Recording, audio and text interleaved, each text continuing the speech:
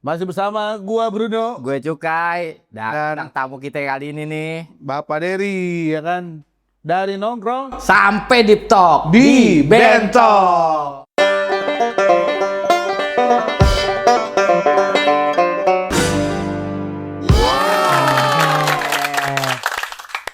nih kawan kita. Luar biasa nih Bapak Dery nih. Gimana? Apa nih Bapak Dery nih? Alhamdulillah baik Pak. Aduh, masih kegok aja dia. Udah lama nggak ketemu soalnya. Iya makanya itu dia. Sibuk apa nih Bapak Dery nih? Iya lagi sibuk apa Pak? Ya kita Rapi banget lagi kan. biasa Pak. Mudah-mudahan aja kita moto-moto. Iya. Gila. Rapi mondar mandir bro. Iya. Banyak duitnya juga kan. Tuh. Amin. Bisa dijelasin nih sama Bapak Dery nih. Sibuk apa hari? Iya. Der sibuk apa nih hari ini? Apa keluarga gimana? Alhamdulillah keluarga sehat. Kalau kesibukan kebetulan gua berprofesi sebagai lawyer atau advokat yang bisa dikenal. Pengacara berarti. Acara. Kemudian banyak acara gitu. Makanya kan udah mandir gue bilang tadi. Kawan banyak acara dia Der. Gitu ya. Iya. Sama dong. Oke. Pengacara bro berarti. Ya, luar biasa. Tinggal di mana tadi sekarang Bapak Dery? Alhamdulillah kita masih cinta kota Depok lah. Oh, Masih Depok. Oh, Depok. luar biasa. Depok Pride lah. Nggak jauh-jauh walaupun sekolah keluar ya kan.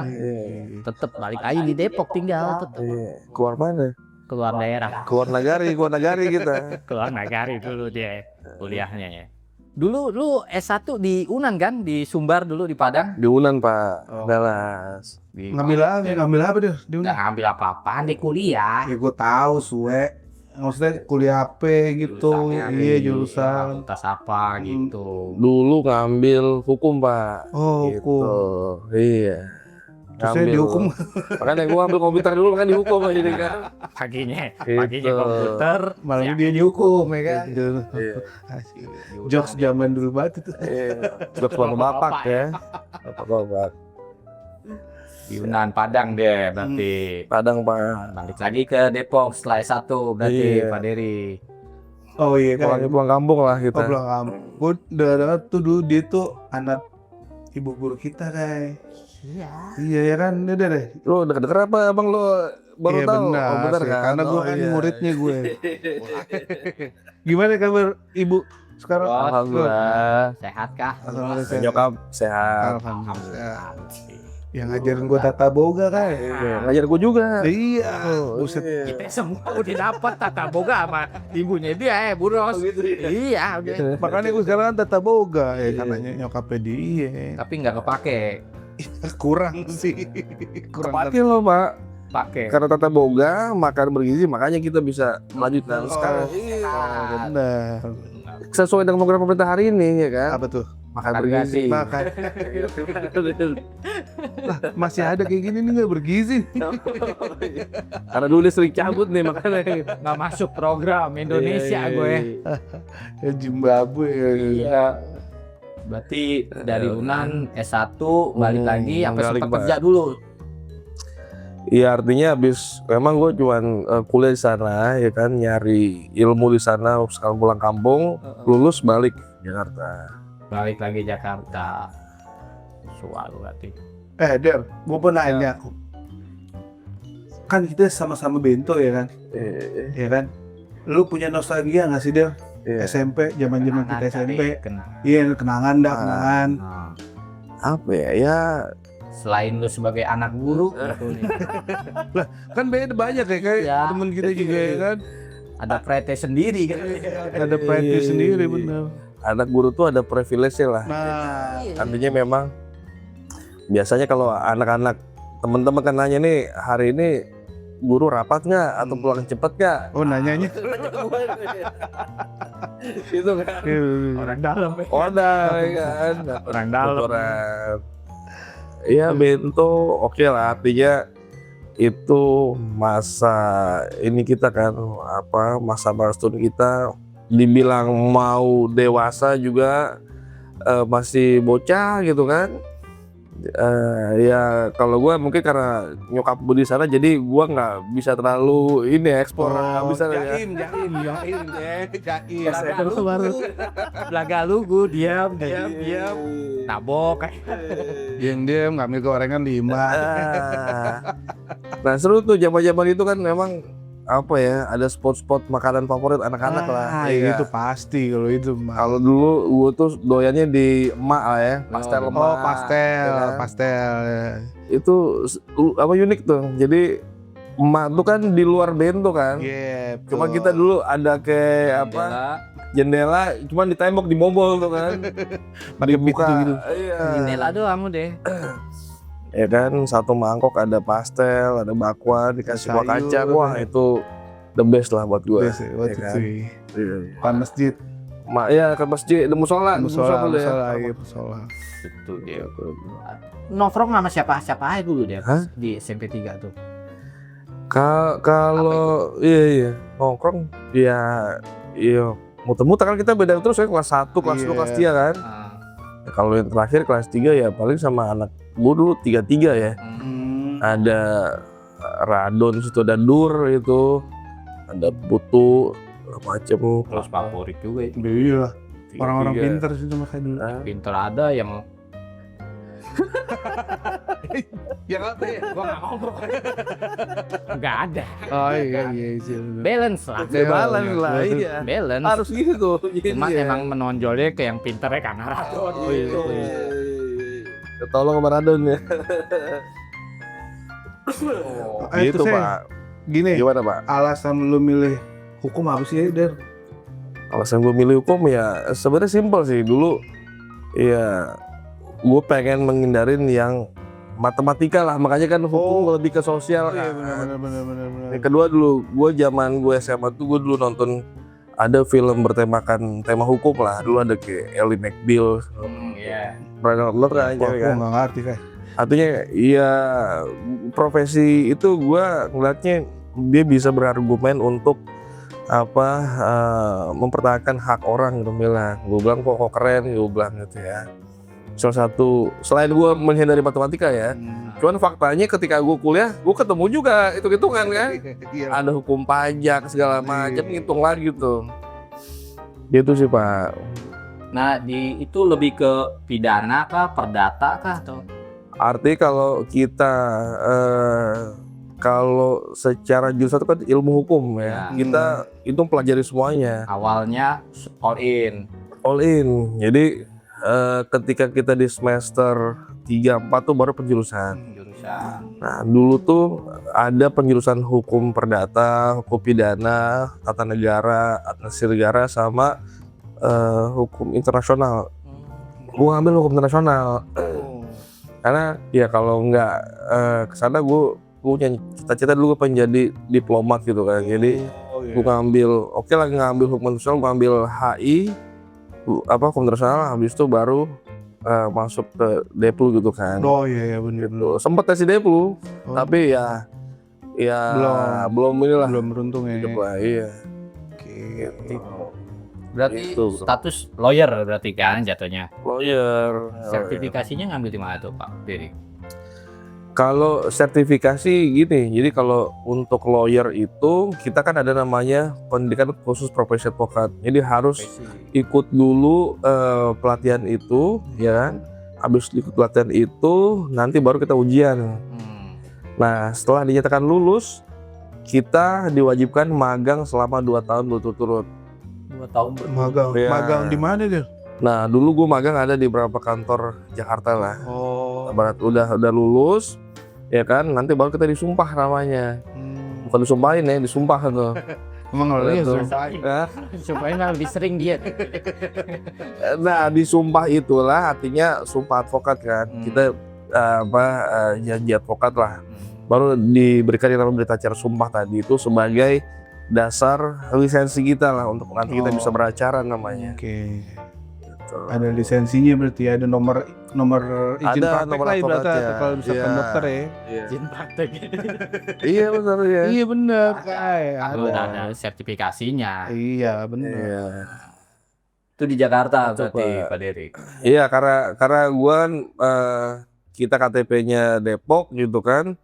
Nah, jadi itu disumpahnya di pengadilan tinggi di Jawa Barat, di Bandung. Di Bandung. Kalau pengadilan tinggi itu adanya di ibu kota provinsi. Kalau pengadilan negeri ada di setiap kota, gitu kan. Nah, gitu. Jadi pengadilan tinggi karena gue masuk KTP Depok, Jawa Barat, itu di pengadilan tingginya Bandung, gitu.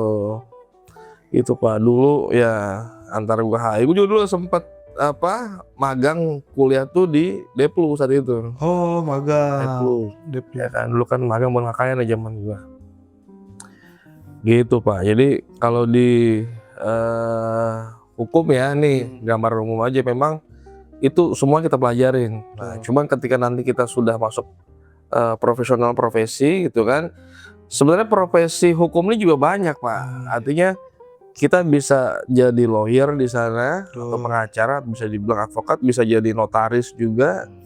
Ada profesi yang namanya jaksa, ya kan? Ada juga profesi hakim di sana. Bisa juga kita sebagai dosen di sana, ya, tenaga pengajar, dan juga atau sebagai tenaga ahli hukum, karena di setiap perusahaan pasti ada kan, legalnya kan, baik itu swasta maupun di perusahaan, ibu itu di rumah sakit, gitu. Jadi semua aspek pekerjaan pasti akan ada hukumnya kan, betul, gitu Pak. Nah kalau menurut lu nih, profesi lu yang saat ini lu gelutin nih, sesuai nggak sih sama cita-cita lu waktu dulu SMP? Apa sesuai passion lu kan? Ini emang pengen iya, ngalir aja sih Pak. Jadi ya udah ngalir aja kan. Kita dulu kan memang dikasih kebebasan lah. Jadi kalau orang tua bilang ya silakan pilih jurusan maupun apanya, tapi yang tanggung jawab tadi gitu Pak. Jadi ya sambil berjalan gitu kan. Karena memang banyak juga kawan-kawan kita yang memang kuliahnya di mana, tiba-tiba ngerasa beda lagi kan, yang profesinya kan. Nah, kalau kita ngalir ya, memang karena gua dulu jurusan hukum ya, sebisa mungkin ya gua sesuai inilah linear dengan yang gua ambil kan. Fokus di situ. Iya, kalau enggak gua buang waktu kan, kuliah 4 tahun di sana gitu kan. Nah, terus gitu Pak. Selesai UNAN nih, kerja dulu apa lanjut S2 kan gimana tuh Pak De? Itu paralel. Jadi gua balik ke sini, gue ngambil balik sini tuh 2009, gue ngambil MM saat itu. S2 Magister Manajemen. Gitu. Mega Mall. Metropolitan Mall. Iya. Bapak suka lucu. Pramulo kerjanya. Gitu ya. MM up. Iya. Kaplat tuh yang bulat-bulat M. Enggak, gue biasanya narik orang tuh di MM kan gitu. Narik apa? Biasa. Oh gitu ya. Iya, Nagih orang. Iya. Gitu Pak, ambil MM. Nah, after itu gue sempat artinya kan ya tadi gue suka apa yang udah gue ambil itu gue maksimalkan. Karena gue satu gue hukum kan, gue ngambil FM. Kalau gue terjun langsung ke bidang hukum, gue kerasa MM gue gak akan pakai nih. Walaupun itu secara manajerial akan bisa terpengaruh lah, bisa kepake nanti ke depannya. Nah, cuma gue pikir yang gue ngambil Magister Manajemen dan khususan sumber daya manusia, SDM. Oh, SDM. Nah, jadi setelah itu ada berapa profesi yang ada berapa tawaran lah untuk gue legal. Cuma ada satu, gue sebagai HRD, supervisor HRD. Dulu di salah satu perusahaan multinasional juga tuh daerah Bekasi, PT LG saat itu ya. Gue jadi HRD-nya gitu. Nah, gue tertarik deh, kalau nggak kapan lagi gue pakai kan, ya saya nggak akan pakai email gue. Udah gue di situ 2 tahun lebih dikit, ya kan, sambil nunggu license gue lawyer gue keluar. Karena pertama kali gue lulus tuh emang gue ngambil PKPA tadi dan langsung ujian advokat, gitu ya. Dan itu kan tadi gue bilang nggak bisa langsung kan, harus ada 2 tahun segala macam. Ya sambil itu gue isi juga kan. Sudah MM. Sambil menyelam minum air ya kan. Sambil nyelam minum air, lihat kanan kiri ya kan. Gara si gorengnya. Nggak bisa Pak, lagi di air soalnya Pak. Nyambinya banyak kan nyambi. Iya, gitu loh. Di S2 juga. Di universitas mana tuh? Dulu kalau S1 gua dulu di Andalas ya. Terus Andalas Padang. S2 gua yang MM itu pertama kali gua ambil di UPN Veteran. Pondok Labu, Pak. Oh iya. Kok pertama kali? Emang 2 kali S2-nya? Iya. Oh, 2 kali. Iya, S2. iya. Bener, S2-nya 2 kali. Berapa banyak S-nya itu? Gua S1 pilot, bro. Kolektor, iya. Itu S2 gua pertama ya. Karena itu pun gua ngambil kan di kelas karyawan. Oh, Jumat Sabtu ya. Nah, jadi Jumat itu sore lah, ya kan. Sore sampai malam, kemudian Sabtu pagi sampai sore. Jadi nggak ganggu lah kalau kita Sabtu nongkrong, Minggu istirahat masih bisa. Kalau sambil hari kerja kan ya nggak bisa kita kan. Betul. Nongkrongnya sambil kuliah juga mungkin. Nah iya, sama anak kuliah juga kan. Itu sangat menurut gua sangat bagus sih. Jadi setelah kita nambah networking kan, itu karena kita nambah info di sana segala macam. Cari wawasan juga. Nongkrong itu nggak sekedar nongkrong doang, Dur. Iya kan networking tadi, networking. Lah, Kadang ada kerjaan. nyegatin orang. Emang kerjaannya begitu. Itu. Nah kan Gitu, Pak. S2 di veteran. S1. Yang kedua? Nah saat itu memang di UPN Veteran itu belum ada MH S2 hukum, kemarin gua ambil MM di sana. Oh. Nah berjalan gua di semester 3 tiba-tiba dibuka tuh MH. Nah pas gua pengen kalau sekarang tuh di transfer gitu kan ke MH, nggak bisa Pak, harus selesaiin dulu MM-nya. Ya udah gua kelarin dulu MM-nya. Nah lulus sudah gitu kan. Nah baru gua ambil MH lagi itu jeda setahun 2 tahun lah setelah gua masuk ke lawyer gitu ya. Gitu Pak. Jadi gua ambil MM di UPN Veteran, habis itu ambil MH juga di situ. Oh, sama-sama di veteran juga. Iya, karena tadi kan nggak bisa ditransfer nih. Jadi ya udah pindah jurusan ya. Udahlah. Di situ lagi gua ambil MH-nya. Kelarin aja dulu yang udah. Sekarang udah jadi negeri kalau nggak salah UPN. Iya, Veteran ya. negeri sekarang. Itu Terus Pak. lanjut lagi ke S3. Saat ini ada lagi satu lagi gua S2-nya. S2-nya 2. Wah, S2 aja 3. Tadi gue bilang, gue Sabtu Minggu gabut nih, ya kan. Sabtu Minggu ngapain, nongkrong, olahraga kan, nongkrong sambil nyari ilmu lah, ya kan. Itu sambil nyari temen, ya kan, relasi.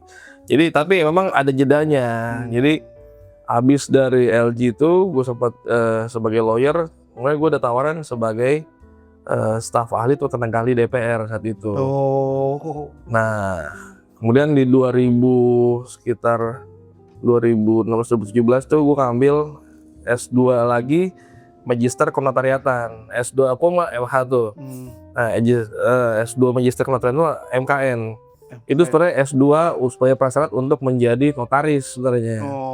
MKN Kenotariatan ya. Jadi gelar itu MKN. Nah, cuman yang ngambil MKN kalau mau jadi notaris dia harus ikut lagi profesi ujian notaris. Nah, cuma gue ngambil gitu karena nggak boleh double tuh. Profesi lawyer nggak boleh double jadi profesi notaris. Profesi notaris nggak boleh double jadi profesi lawyer. Harus milih gitu Pak. Jadi ya gue ngambil ilmunya tapi gue nggak ambil profesinya. Itu Pak. Set 3. Iya gue pikir. S2-nya 3 dia. Iya gue pikir dapat sertifikat kan bisa gue mainin ke bank gitu kan. Nggak kalah gue rupanya kan. Emang sertifikat tadi. Salah rupanya Pak. Salah kan. Sertifikat gue banyak tuh BBC. Iya BBC ya. BBC gue. Iya ada. IF. Kolak terus bro. Lu S1 aja 10 tahun. Lu ngapain aja itu kan. Kayak networking. Oh iya bener juga. Banyak ngasih jalan. Networking itu dari alumni ya kan. Adik kelas.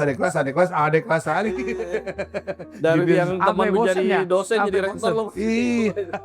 Bener-bener rahasia. Networking itu dari ini. Iya. Ngaco itu Tapi lebih gitu ke juga ngaco. Pak.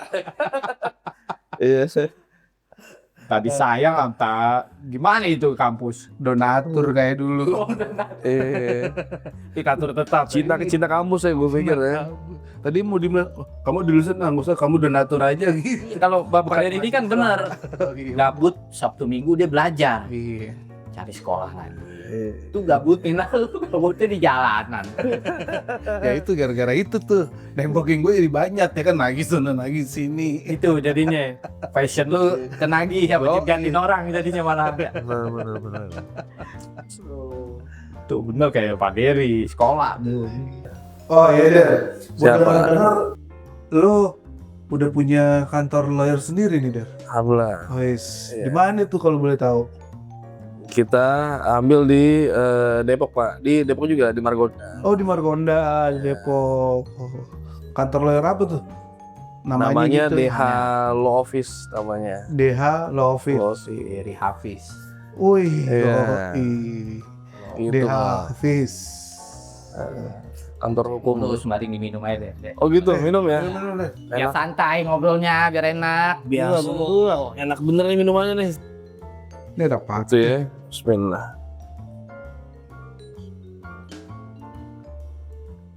Wah, luar biasa nih. Lu udah berapa tahun itu kantor Pak Dery di? Kalau itu berdiri dari tahun 2014 ke sini ya. Cuman gua ngurus legalitas formal tuh dari 2021 lah sampai sekarang. Oh, 2021. Iya, ngurus badan hukumnya gitu ya. NPWP, badannya segala macamnya. Iya. Karena kalau kita sama sebagai lawyer badan hukum, lawyer BUMN pasti diminta idenya kan. NPWP-nya. Iya, BP badan segala macam. Oh iya, gue pengen nanya Der. Lo kan udah di pengacara nih ya kan? Berapa banyak sih kasus-kasus yang udah lo tanganin? Itu lu bukan bisa ngitung dari Nggak bisa 2000. hitung. Iya. Udah banyak pasti kan. Kasus paling berat deh. Yang paling fenomenal ya kan?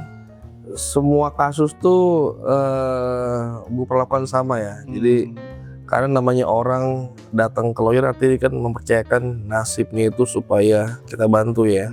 Kalau pidana kan artinya dia satu langkah lagi, kalau dia nggak hati-hati bisa masuk penjara pidana, bisa dihukum. Kan ada secara umum kan ada dua ya, hukum publik, hukum perdata sama hukum pidana. Hukum pidana itu adalah bagian dari hukum publik ya. Nah, hukum perdata itu dia keperdataan, artinya antar para pihak, antar perorangan. Jadi subjek hukum itu kan ada dua ya. Ada subjek hukum perorangan, ya, ada subjek hukum badan hukum. Jadi kayak PT gitu kan dianggap sebagai badan hukum. Subjek hukum juga namanya. Nah, negara nggak ikut campur. Tapi kalau di antara para pihak ini ada sengketa, ada keperdataan, nah itu bisa diselesaikan ke pengadilan negeri gitu ya, melalui jalur hukum perdata. Misalkan ada dua orang nih terkait ada uang prestasi atau cedera janji, ya kan? Misalkan Pak Chandra sama Pak Bruno kerjasama ekspor impor gitu ya. Satu ekspor barang, katakan mobil Ferrari warna merah, ya kan, diekspor untuk Pak Bruno. Nah, mobilnya itu katakan rodanya cuma 3, nggak 4, nggak sesuai. Iya. Nah, itu kan warna prestasi. Jadi artinya tidak sesuai dengan Perjanjian. prestasi perjanjiannya. Oke. Nah, ya kan, nah itu bisa dituntut dong, ya kan. Kasus. Termasuk misalkan di perjanjian dijanjikan 10, dikirim cuma 5, itu kan warna prestasi. Iya, betul. Nah, itu bisa penyelesaiannya di pengadilan atau perbuatan melawan hukum kalau perdata. Misalkan perbuatan seorang yang membuat orang lain atau pihak lain itu merasa dirugikan. Nah, itu bisa menuntut penggantian atau pemulihan ganti kerugian melalui pengadilan. Itu perdata. Nah, kalau pidana itu kan ada pidana umum, pidana khusus. Sama kayak tadi perdata umum, ada perdata khusus. Pidana umumnya itu kayak misalkan ada penipuan, penggelapan, pembunuhan. Nah, nggak boleh tuh korbannya langsung bebas hukum si pelaku. Nah, negara hadir, ya kan, dengan adanya kepolisian, instrumennya, dengan adanya jaksa yang menuntut, sudah lengkap ininya kan, nanti disidangkan di pengadilan. Nah, dalam hal itu lawyer bisa masuk untuk mendampingi si korban, pelaku Pelaku bisa ya, pelaku untuk sebagai PH, penasihat hukumnya. Aset hukum. Baik itu dalam proses penyidikan ya, kepolisian maupun sampai di sebagai persidangan ya, terdakwa. Nah, kalau di awalnya kita bisa sebagai pelapor untuk korban, gitu ya, bisa melaporkan. Nah, kalau perdata ya kita bisa sebagai lawyer atau kuasa hukum tergugat maupun penggugat. Kalau perdata ya. Nah, kalau perdata kan itu yang dihukum adalah kantongnya nih dan kerugian. Iya betul. Nah, tapi kalau pidana yang dihukum adalah bisa hukuman badan. Baik itu penjara maupun sampai bukan hukuman mati. Ya kan, kayak misalkan kasus kayak narkotika, bahkan even itu pembunuhan, itu maksimal hukuman masih bisa hukuman mati. Gitu. Nah, kita masih belum mencabut ya, kita masih hidup untuk hukuman maksimal hukuman mati tersebut. Nah, kalau perdata, ada perdata umum kayak tadi itu, ada perdata khusus. Perdata khusus tuh ada kayak semacam perdata terkait masalah hukum kepailitan niaga ya, PKPU, juga hukum hak intelektual itu perdata khusus. Nah, tadi pidana khususnya itu bisa tipikor, pencucian uang, narkotika, itu pidana khusus namanya tuh. Laundry itu. Money laundry ya, pencucian uang. Nah kalau misalkan kasus terbesar nih, apa lu? Kasus terbesar banyak ya. Sendirinya yang ditangani. Oh yang paling wow gitu. Iya. Artinya kan memang dalam kode etik advokat itu kita ada kode etik, kita nggak boleh membuka dalam arti ini ya, kerahasiaan antara kita dengan klien ya. Itu. Tapi memang ya kita ada berapa yang memang terkait masalah utang piutang atau settlement yang itu jumlahnya bisa sampai katakanlah puluhan sampai ratusan miliar bahkan perdataan ya. Duit tuh deh. Duit.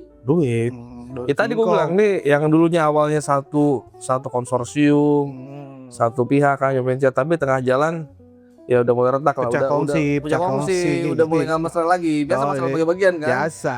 Gitu. Kagak sucing, udah kagak sucing udah. Ya, artinya di situ pentingnya kita menuangkan keinginan para pihak tuh dalam kontrak. Jadi memperjuangkan keadilan tuh sebelum kita mengikat dalam sebuah kontrak. Ada ya kan? Di atas tutinya. Ya kalau udah ada itu kan ibaratnya kitab suci, aturan mainnya aja kita ikutin. Iya. Nah, makanya dalam keperdataan itu pasal 1338 kita menanggung perdata itu dikatakan bahwa perjanjian yang dibuat oleh para pihak, dua belah pihak itu disamakan seperti undang-undang bagi para pihaknya. Artinya bagi siapa yang tidak melaksanakan bisa untuk minta kepada pengadilan supaya melaksanakan nih yang dia cederai tadi gitu, yang prestasi. Gitu, Pak. Berarti kantor hukum Pak Dery ini fokus perdata apa pidana apa dua-duanya main? Sebenarnya lebih banyak ke perdata karena saya juga berprofesi sebagai kurator. Oh, kurator. Ya. Jadi memang belum banyak yang mengetahui itu kurator. Jadi kalau kurator itu bisa dari lawyer, bisa dari akuntan. Jadi ada lagi pendidikan lanjutannya tuh. Jadi agak luas sebenarnya kalau di profesi hukum nih. Jadi nggak cuma pidana perdata segala macam, ada lawyer terkait persaingan usaha, lawyer terkait kepailitan, lawyer terkait persidangan di Mahkamah Konstitusi, gitu ya, lawyer terkait masalah arbitrase. Nah, kalau tadi yang gue bilang kurator itu adalah profesi terkait tadi perdata khusus. Ada yang namanya kepailitan, adanya PKPU.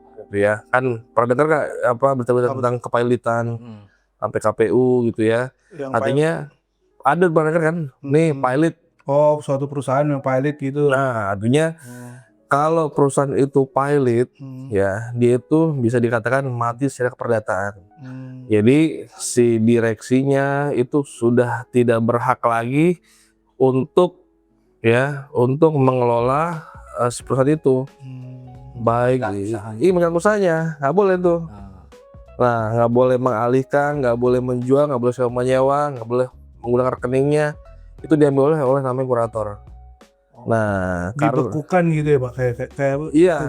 Artinya karena dia kan, ya katakan dia punya utang itu ada 10, tapi aset tinggal 5, ya kan. Nah, artinya dalam Hal tersebut kepailitan ataupun PKPU itu bisa dimohonkan oleh kreditur yang punya hutang, minimal 2 kreditur yang punya hutang dan telah jatuh tempo. Nah, itu bisa mengajukan ke namanya pengadilan niaga. Nah, bagi itu PKPU, kalau PKPU nih dia belum belum pilot ya, masih beroperasi, tapi semangatnya adalah untuk restructure atau perdamaian para pihak nih.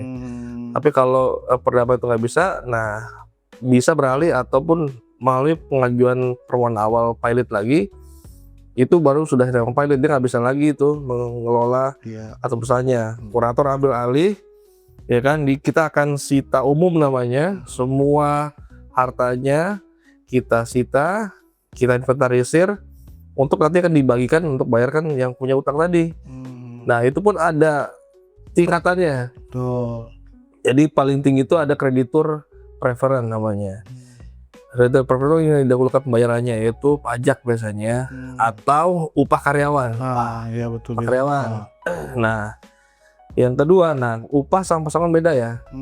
Nah, ini yang pertama upah, karena upah itu memang filosofinya ketika dia kerja harus dibayar, ya kan. Nah, yang tingkatan kedua adalah kreditur separatis namanya.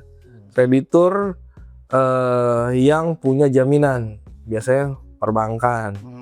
Ya kan, kadang-kadang perusahaan itu kan untuk pembiayaan biasanya dia minjem dari bank segala macam kan. Nah, itu yang dahulu kan pembayarannya. Nah, kalau udah 2 itu baru yang namanya terakhir kreditur konkuren. Nah, dia nggak punya jaminan nih. Jadi katakan dari hutang 10 itu yang tadi cuma 5 hartanya, yang dahulu kan yang dibayar orang pajak sama upah. Baru setelah itu si pajak sama upah nggak terlalu besar biasanya. Biasanya yang besar itu adalah jaminan bank. Iya, Bang. Ya kan, nah bank itu dulu didahulukan, sisanya baru kreditur konkuren yang tadi. Misalkan ada tagihan supplier, kontraktor, termasuk pesangon tuh turun ke bawah tuh konkuren, bagi-bagi. Dan kadang memang ya karena tadi prinsip pro rata, jadi ya bisa nggak full dapatnya. Iya, pasti. Gitu ya, karena didahulukan tadi ada 3 strata atau tingkatan kreditur kalau dalam kepailitan maupun PKPU. Dan itu lebih singkat gitu ya. Gitu. Karena kalau kita di perdata umum kan itu bisa 3 tingkatan. Tingkatan pertama di pengadilan negeri, kalau nggak puas nanti naik ke tingkatan banding atau pengadilan tinggi. Nggak puas juga nanti ada namanya kasasi di Mahkamah Agung. Kemudian setelah itu ada namanya peninjauan kembali. Nah, kalau di kepailitan PKPU ini dia singkat. Dalam permohonan itu kalau kita sebagai kreditur memohonkan cukup dengan waktu 30 hari atau 60 hari ya, itu harus ada putusan. Dia dikabulkan nggak PKPU atau enggaknya. Gitu. Tapi kalau bisa juga si badan hukum ini dia bisa memohonkan dirinya sendiri untuk pilot atau PKPU. Aku udah nggak bisa bayar utang nih. Diri sendiri. Iya, bunuh diri namanya kan. Saya mengajukan, tapi itu harus ada rules dulu ya, sepakat bahwa dia untuk dimohonkan pilot gitu ya. Karena sanggup nih. Nah, udah gue nyerah aja dah gitu ya. Itu bisa. Dan itu singkat, 3 hari langsung putus. Nah, sebenarnya Lebih simpel. undang-undang kepailitan ini bagian dari produk setelah adanya bantuan dari IMF tahun 98 itu. Oh, iya. Jadi kan adanya krisis 98, pokoknya dulu krisis 98, Covid itu kan banyak perusahaan yang tumbang ya, yang pilot PKPU. Nah, satu penyelesaian yang lebih efektif dan cepat itu melalui PKPU pilot dibandingkan pengadilan negeri biasa. Iya, betul.